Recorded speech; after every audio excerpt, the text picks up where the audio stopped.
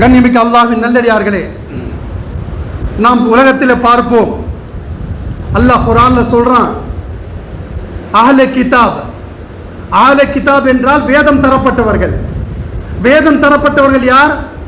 யூதர்கள், நசாராக்கள்.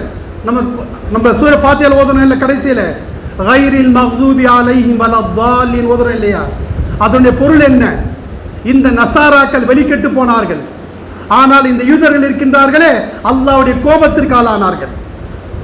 இப்படிப்பட்ட யூதர்களாக இருந்தாலும் சரி, இப்படிப்பட்ட நசாராக்களாக இருந்தாலும் சரி, சகோதரர்களே பாருங்க, அவங்களுடைய மாதம் காலண்டர் வச்சிருக்காங்க இல்லையா? இங்கிலீஷோட ஆங்கில மாதம் ஜனவரி, பிப்ரவரி, மார்ச், ஏப்ரல், மே, ஜூன், ஜூலை, ஆகஸ்ட், செப்டம்பர், அக்டோபர், நவம்பர், டிசம்பர், 12 மாதங்கள் இருக்கு இல்லையா? யாருங்க? ஒரு காஃபிர், ஒரு யூதன், ஒரு நசாரா.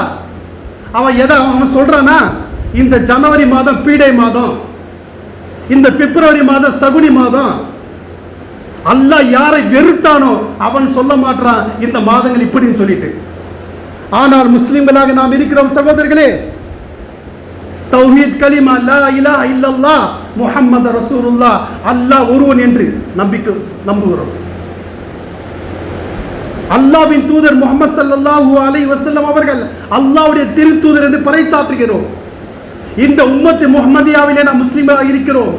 இப்படி இருந்தும் கூட முஸ்லிம்களில் பல நபர்கள் சொல்கிறார்கள் இந்த சஃபருடைய மாதம் பீடை மாதம் என்று, இந்த சஃபருடைய மாதம் சகுனி மாதம் என்று, இந்த சஃபருடைய மாதம் இருக்கிறது தரித்திர மாதம் என்று சொல்கிறார்களா இல்லையா? செயல்படுகிறார்களா இல்லையா என்று சொன்னால் சகோதரர்களே, அதிகமான முஸ்லிம்கள் இது பண்றாங்க. ஆனா அல்லாஹ்வின் தூதர் ஸல்லல்லாஹு அலைஹி வஸல்லம் சொல்றாங்க, வலா சஃபரா, சஃபர் இருக்கின்றது அது சகுடி அல்ல, பீடை மாதம் அல்ல. சஃபருல் முதஃபர், அது வெற்றிக்குரிய மாதம் என்று அல்லாஹ்வின் தூதர் சொல்றாங்க. ஆனால் அதற்கு நேர் எதிராக நாம் செயல்பட்டு கொண்டிருக்கிறோம்.